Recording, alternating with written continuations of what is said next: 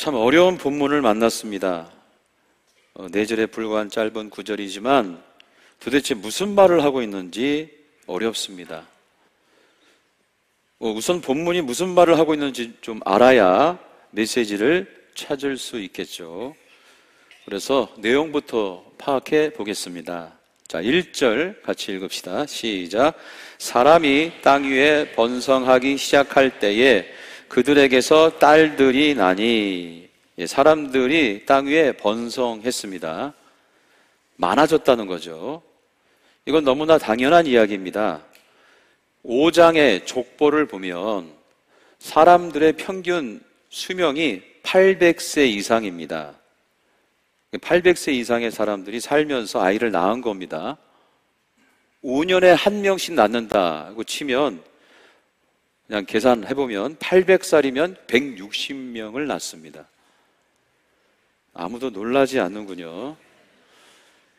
그 160명의 자녀들이 또 160명을 낳고 또 그 160명이 계속 낳는 겁니다. 거의 기하급수적으로 늘어나는 것이죠. 이렇게 인구가 급격하게 늘어나니 그 중에 예쁜 딸들이 있었겠죠. 자, 2절입니다. 같이 읽겠습니다. 시작. 하나님의 아들들이 사람의 딸들의 아름다움을 보고 자기들이 좋아하는 모든 여자를 아내로 삼는지라. 이 구절이 제일 어렵습니다. 특히 하나님의 아들들을 어떻게 해석하느냐에 따라서 이 본문이 달리 해석될 수 있죠.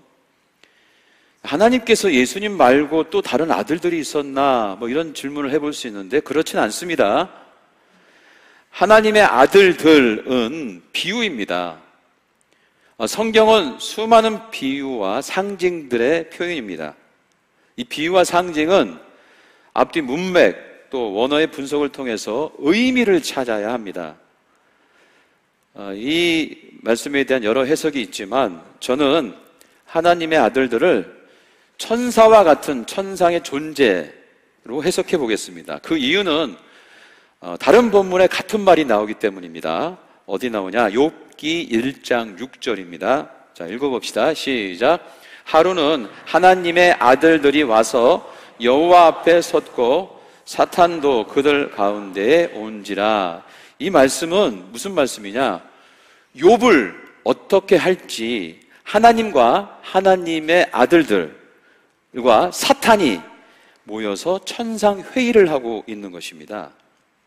여기서 하나님의 아들들은 누구냐? 천사들을 말합니다. 그 중에 사탄도 있는 것이죠. 그러므로 오늘 본문 2절에 나오는 하나님의 아들들은 천사들이다, 이렇게 볼 수 있습니다. 즉 천사들이 땅의 여인들을 보고 반해서 내려와 자기들 마음에 드는 여자를 아내로 삼았다는 것입니다. 신적 존재와 인간이 섞이는 장면입니다. 즉 신의 세계와 인간 세계의 경계가 무너지는 장면인 것입니다. 자, 오늘 메시지는 여기에 포인트가 있어요.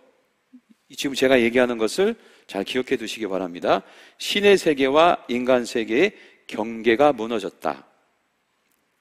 자, 이렇게 천사와 인간 사이에 태어난 존재가 있었으니 그 존재가 바로 네피림이었던 것이죠. 4절입니다. 같이 읽어봅시다. 4절 시작.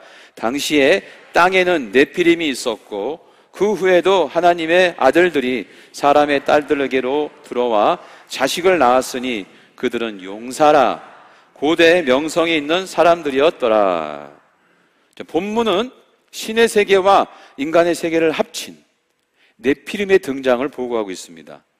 이 네피림은 용사고 명성이 자자했다고 합니다. 당연하겠죠. 신적 능력을 겸비했고 또 보통 인간들보다 훨씬 나은 존재이니까. 근데 문제는 뭐예요? 인간의 죄성도 그대로 갖고 있으니 문제가 발생하는 거예요. 악이 더 팔을 치는 겁니다. 네피림의 등장으로 인해서. 자, 그래서 이 악의 모습들을 보면서 하나님께서 결단하십니다. 자, 이 결단 3절입니다. 같이 읽어봅시다. 시작. 여호와께서 이르시되 나의 영이 영원히 사람과 함께하지 아니하리니 이는 그들이 육신이 됨이라. 그러나 그들의 날은 120년이 되리라 하시니라. 하나님이 이제 말씀하시는 거예요. 그냥 인간 존재도 죄악이 많은데 신의 세계와 인간 세계가 깨져서, 그 경계가 깨져서 나타난 이 네피림의 존재가 신적인 능력까지 겸비하면서 인간의 죄성을 같이 가져 죄를 짓고 다니니 죄악이 판을 치는 겁니다. 그래서 하나님이 결단한 게 뭐냐? 나의 영이 영원히 사람과 함께하지 아니하리니 관계의 단절을 선언하십니다.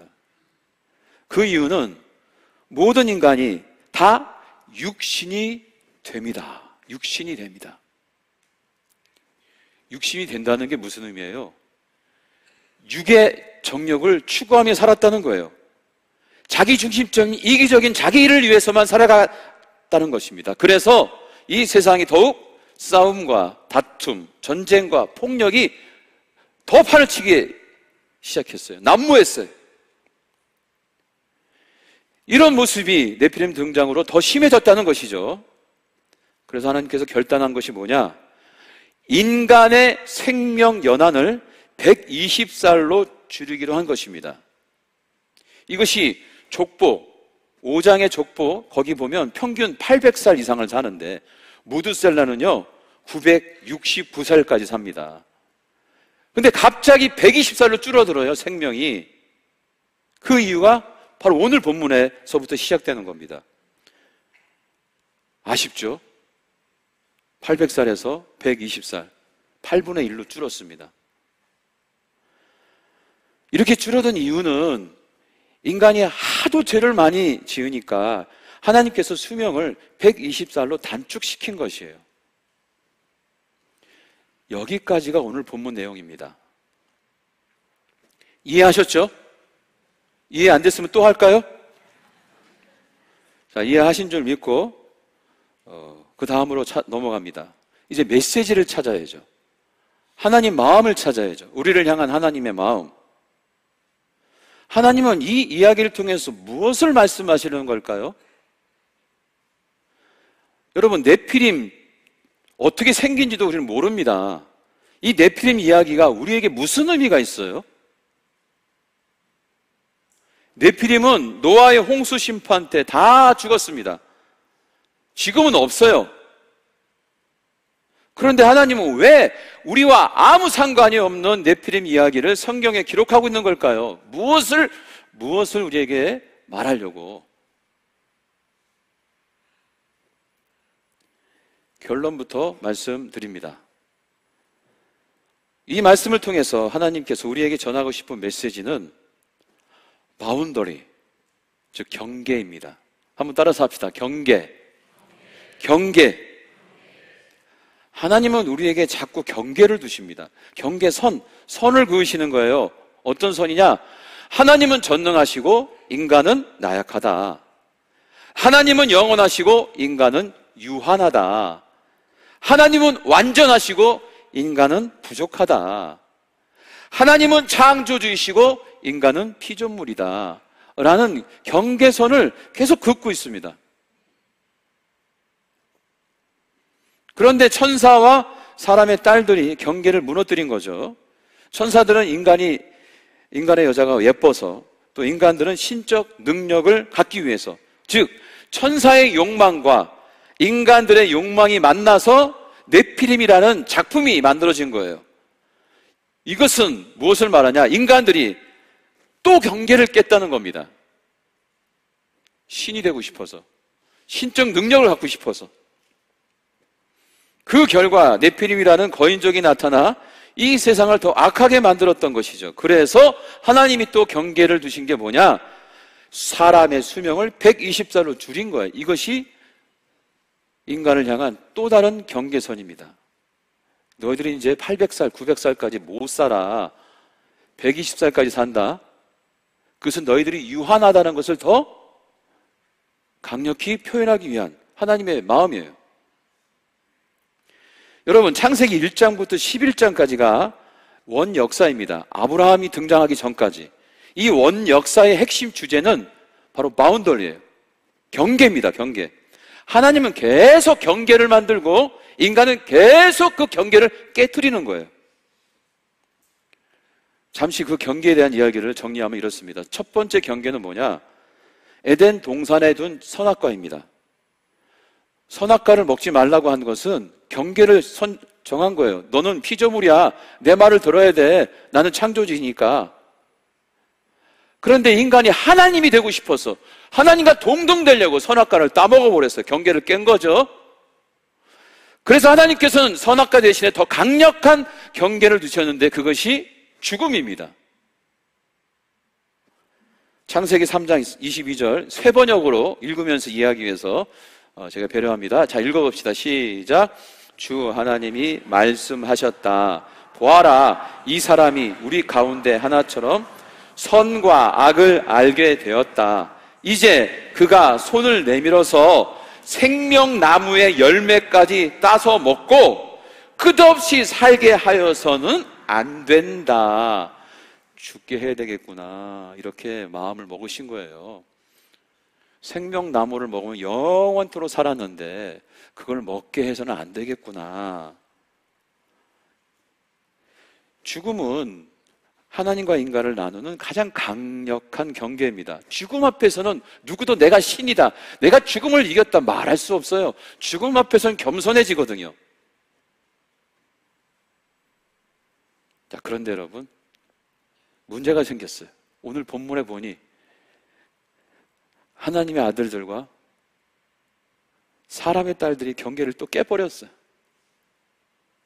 그래서 악명 높은 네피림을 만들었어요. 세상이 더 악해졌습니다. 더 폭력이, 네피림이 더 강력하니까 인간들을 막 지배하고 죄를 짓고 할 수 없이 하나님께서 경계를 또 강화했는데 그것이 바로 80세에서 120세로 생명 연한을 줄인 것이에요. 그래서 지금도 우리가 최대한 의학의 도움을 받아 살아도 120살 이상은 살기 어렵습니다. 이것이 새로운 경계입니다. 그런데 여러분, 또 인간이 이 경계를 깬 거예요. 어떻게 깼냐? 노아의 물심판 후 인간들이 뭉쳤어요. 뭉쳐서 하나님께 또 도전합니다. 어떻게? 바벨탑을 쌓은 거예요. 하나님께 도전하기 위해서 죽음의 경계를 넘어 하나님과 같이 되려는 그 욕망과 갈망 때문에 인간들이 또 바벨탑을 쌓은 거죠. 이 모습이 너무 싫은 거예요, 하나님이. 그래서 다시는 뭉치지 못하도록 바벨탑을 무너뜨리고 또 경계를 주신 게 뭔지 아십니까? 언어의 경계입니다. 언어를 흐트러뜨렸어요. 소통이 안 되도록, 뭉치지 못하도록. 이 이야기는 바벨탑 사건을 통해 제가 나중에 다 또 말씀을 자세히 드리겠습니다. 자, 이렇게 이야기하는 것은 뭐냐면 이 원 역사에 흐르는 하나님의 마음과 인간의 도전이 있는 거예요. 공통점이 뭐냐? 경계입니다. 하나님은 경계를 둬서 우리를 계속 겸손케 만들려고 했고, 인간은 그 경계를 깨서 신이 되려고, 하나님처럼 되려고 했던 것입니다. 그래서 오늘 말씀의 핵심 키워드는 경계입니다. 경계. 하나님은 전능하시고 인간은 나약하다. 하나님은 영원하시고 인간은 유한하다. 하나님은 완전하시고 인간은 부족하다. 하나님은 창조주이시고 인간은 피조물이다. 그래서 경계를 인정하라. 따라서 합시다. 경계를 인정하라. 경계를 지켜라. 이것이 오늘 말씀의 메시지입니다. 여기까지도 이해하셨죠? 또 설명해야 됩니까? 이제는 마지막 질문을 던져야 합니다. 하나님은 왜 이토록 하나님과 인간의 경계를 중요하게 여길까요? 왜 이토록 경계를 강화하시는 겁니까? 우리를 잡으려고요? 우리를 막 지배하려고요? 아니면 결벽증입니까? 경계를 둬서 넘어오지 말라고? 아닙니다, 여러분. 하나님께서의 모든 메시지는 사랑이 담겨져 있어요. 즉, 이 경계는 인간을 향한 하나님의 사랑과 배려가 깊이 담겨져 있는 것입니다. 하나님께서 인간과의 경계를 계속 주장하는 이유는 너희들과 친밀하게 지내고 싶다는 그런 마음이 담겨져 있는 것이에요. 너희들과 계속 인격적으로 만나고 싶다는, 너희들과 계속 사랑하고 싶다는, 더 친밀하고 싶다는, 깊은 만남 속에서 계속 함께하고 싶다는 하나님의 메시지인 겁니다. 자, 왜 그런지 생각해 봅시다. 자, 우리는 하나님이 아니기 때문에 우리의 실존은 미래를 예측할 수가 없습니다. 맞죠? 미래를 예측할 수가 없어요. 그러면 미래의 불확실성 때문에 오는 우리의 마음이 있습니다. 불안입니다. 불안. 두려움이에요. 걱정과 근심입니다. 이 불안과 두려움, 걱정과 근심에서 자유할 수 있는 존재는 단 한 명도 없어요. 이 세상에. 불안에 사로잡혀 사는 것이 인간이에요. 그래서 여러 가지 이 산업이 발전되는 거 아닙니까? 보험도 발전되는 거고, 이 불확실성한, 이 미래에 대한 불확실성, 이 불안을, 두려움을 떨쳐버리려고 하는 인간의 행동이 있는 것입니다. 그래서 여러분, 불안하고 걱정되고 두렵고 그런 건요, 아, 내가 인간이구나 이렇게 알아차리면 돼요. 아, 내가 또 불안 속에 살아, 걱정돼, 두려워. 아, 그게 인간 실존입니다. 자, 그런데 우리 인간은 이 불안, 두려움을 해소하기 위해서 행동을 하죠. 어떤 행동을 하냐? 두 가지 행동을 하는 거예요. 하나님의 존재를 알고 믿는 자들의 행동. 어떤 행동을 할까요? 불안이 오면, 두려움이 오면 하나님을 찾습니다. 하나님을 붙잡아요. 하나님, 제 마음이 불안해요. 두렵습니다. 내가 내일 받아야 되는데 너무 두려워요. 하나님, 내 마음이 불안해요. 내 자녀가 인생에 중요한 걸 하는데 걱정돼요. 하나님, 불안해요. 우리 부모님이 지금 편찮으신데 하나님, 두렵습니다. 우리 어머니, 아버님 지켜주세요. 하나님, 우리 공동체 잘 돼야 되는데 하나님, 도와주세요.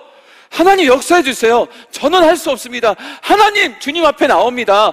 주님 도와주세요. 이 간절함, 두려움이 깊고 불안이 깊을수록 인간은 신앙이 있다면 더 하나님을 찾는 거예요. 더 하나님을 갈망합니다.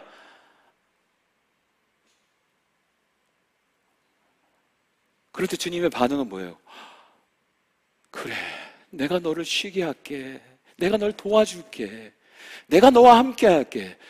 내가 너를 사랑한다. 잘 왔어. 사랑해. 그래.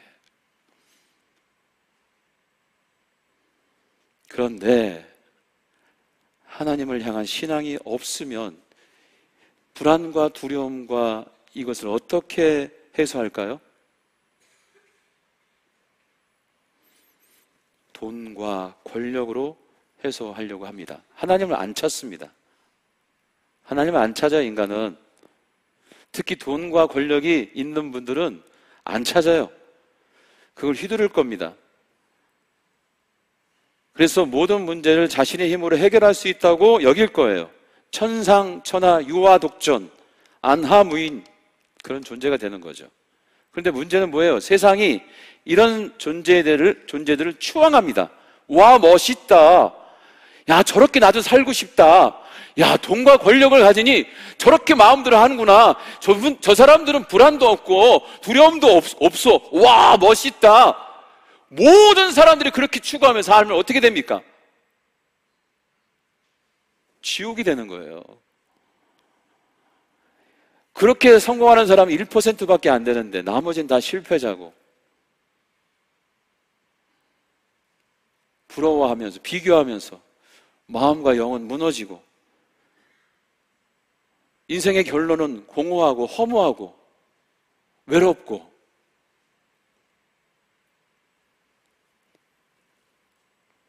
이렇게 세상은 하나님을 찾지 못하도록 하고 모든 사람들을 지옥의 길로 인도하는 거예요.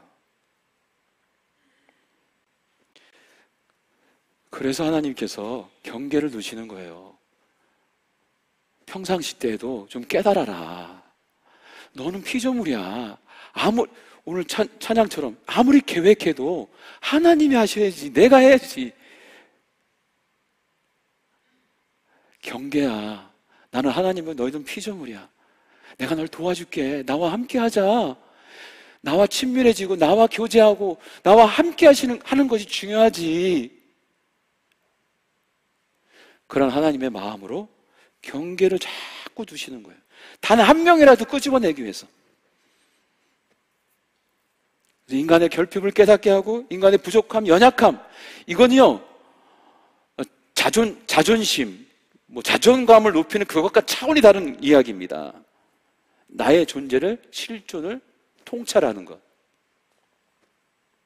그 통찰이 바로 경계를 통해서, 주님께서 주시는 말씀, 그 경계를 통해 우리에게 온다. 그래서 결국은 하나님과 지속적인 친밀감과 지속적인 아름다운 관계를 유지하기 위한 하나님의 사랑이요 배려라는 것입니다.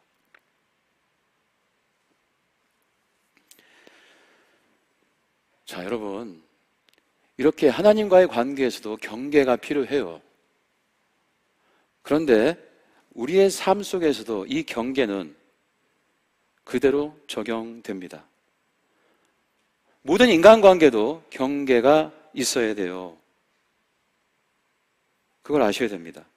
이제 예를 들어 보겠습니다. 먼저 나라는 경계가 있어야 됩니다. 나만의 영역이 있어야 돼요. 여러분, 남들이 침범 못하는 자신만의 영역이 있어야 그 안에서 재충전을 하고 회복을 할 수 있는 거예요. 그것이 혼자만의 시간입니다. 혼자만의 시간. 혼자만의 시간이 없으면요, 사람은 속에서 힘이 빠져나가요. 이 나라는 경계, 가족이라도 친구라도 이 경계를 함부로 넘어오면 불편해지는 거예요.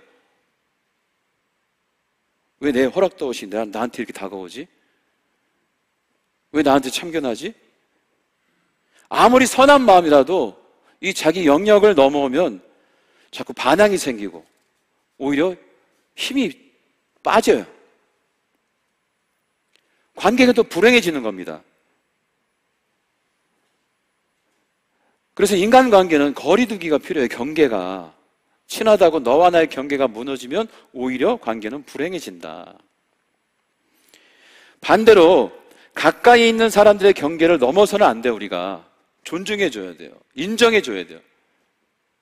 경계를 넘어서 아무리 자식이라도 통제하고 간섭하고 내 마음대로 하려면 안 되는 것입니다. 자녀들의 경계를 인정해줘야 돼요. 배우자, 남편, 아내의 경계, 그 혼자만의 시간을 인정해줘야 돼. 그리고 그 존재로서 존중해줘야 됩니다. 자꾸 이렇게 경계를 무너뜨리면 어떻게 되냐? 우울해지는 거예요. 무기력해지고 의존성, 성격 장애 또는 반항, 이것이 심해지면 중독이 걸려요. 중독.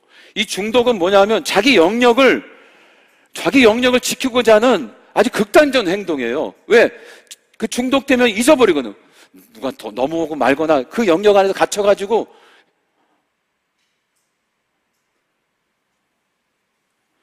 여러분, 관계는 경계가 있어야 안정감이 느껴지고, 그리고 그 경계 안에서 자유를 누리고, 그 경계 안에서 평화가 있는 거예요. 그리고 그 경계는 뭐냐? 존중이고 배려이고 사랑인 것입니다. 이런 연구가 있어요. 유치원 놀이터에서 노는 아이들을 대상으로 한 부류는 놀이터 안에 원을 크게 그려서 얘들아 이 안에서 놀아라 이렇게 했고요. 다른 부류는 아무런 규제와 경계를 두지 않았어요. 마음껏 놀아라. 마음껏. 찻길 저기 건너가도 되고 저 산에 올라가도 니들 마음대로 놀아. 어떻게 됐을까요? 놀랍게도 놀이터 안에 원을 그려서 그 안에서 놀고 있는 아이들이 더 재미있고 즐겁고 또 창의적으로 놀고 있었던 것입니다. 원이 없으면, 규제가 없고 경계가 없으면은 더 자유로울 것 같죠? 근데 더 불안해하는 거예요. 마음대로 못 놀아요. 마음껏.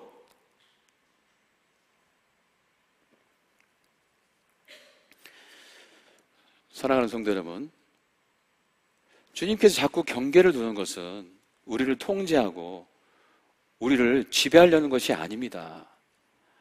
내가 피조물이라고 하는 그 주님의 경계는 나를 존중하고 나를 사랑하고 더 깊이 친밀하게 만나서 함께하고 싶은, 그렇게 찾아와서 은혜를, 사랑을 나누고 싶은 하나님의 사랑이 담겨져 있습니다.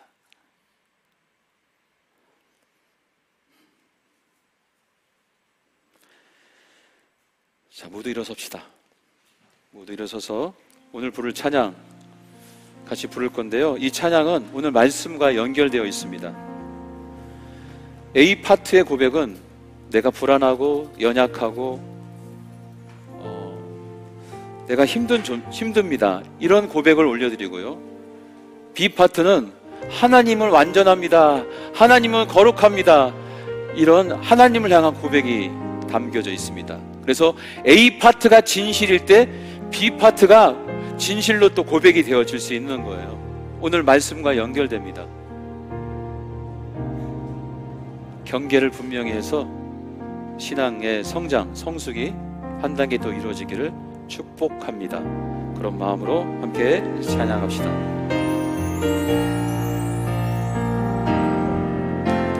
주여, 우린 연약합니다. 우린 오늘은 힘겨워합니다. 주 뜻 이루며 살기에 부족합니다. 우린 연약합니다. 주님, 우린 넘어집니다.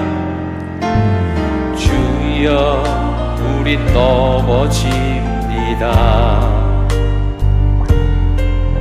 오늘 하루 또 실수합니다.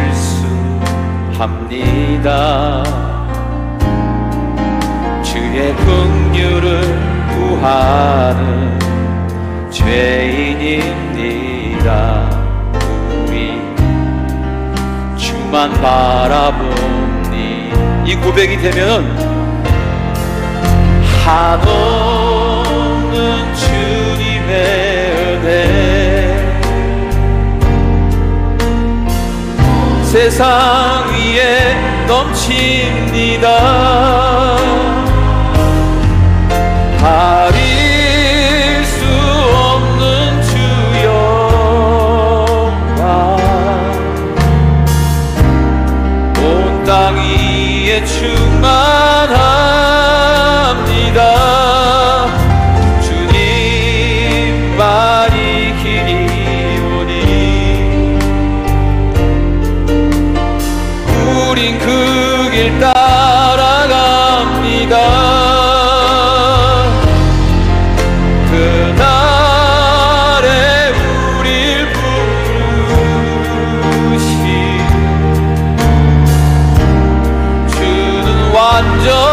완전합니다. 다시 한번 고백합니다.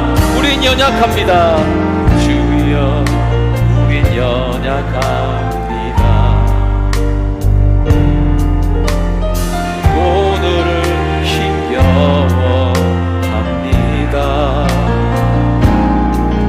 주 뜻 이루며 살기에 부족합니다.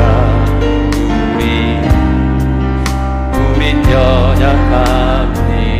하나님, 주님, 우린 주여, 우린 넘어집니다.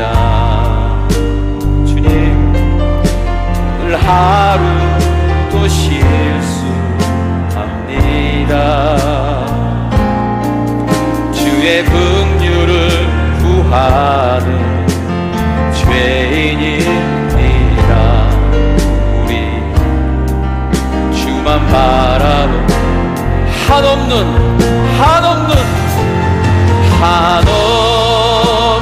주님의 은혜. 아멘 아멘. 온 세상 위에 넘칩니다. 가릴 수 없는 주 영광 온 땅 위에 충만합니다. 주님만이 기오니 우린 그 길 따라갑니다. 그날에 우릴 이루시리. 오직 주는 완전한. 한 번 더 고백합시다. 한없는 주님의 은혜. 이곳에 충만 없는 주님의 은혜. 온 세상 위에 넘칩니다. 가릴 수 없는 주 영광 온 땅 위에 충만합니다. 주님만이 기오니 우린 그 길 따라갑니다. 그날에 우릴 이루시. 아멘 아멘. 주는 완전함. 다시 한번 고백. 그날에 우리 이루시. 그날에 우리 이루시. 주는 완전함니. 다시 한번. 그날에 우리 이루시. 그날에 우리 이루시. 오직 주님만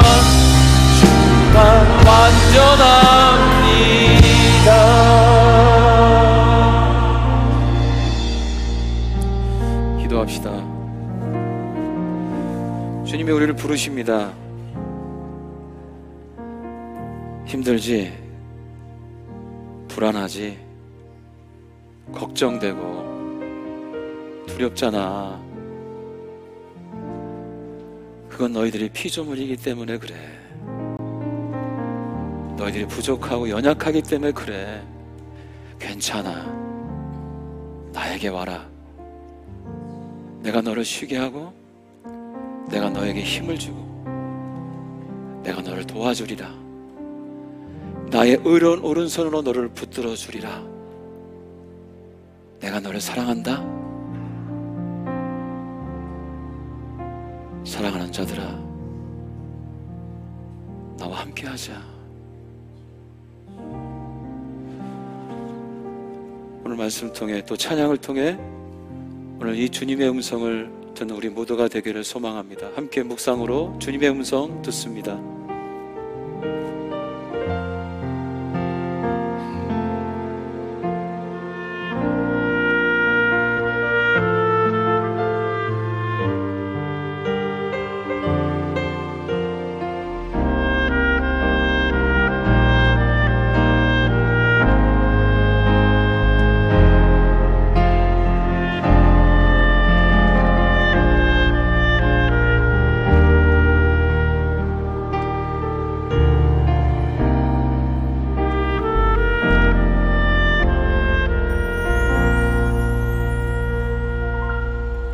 이제는 우리 주 예수 그리스도의 은혜와 하늘아버지의 극진하신 사랑과 성령님의 감화감동 역사하심이 주님 앞에 무릎 꿇고 겸손히 나와 주님 연약합니다. 부족합니다. 하나님의 그 전능하고 완전하심이 간절합니다. 함께 하소서, 도와주소서. 이런 고백으로 주 앞에 나오는 모든 권속들의 인생, 가정, 사업장, 우리 교회와 민족과 열방 위에 이제부터 영원토록 함께 하기를 간절히 축원하옵나이다. 아멘.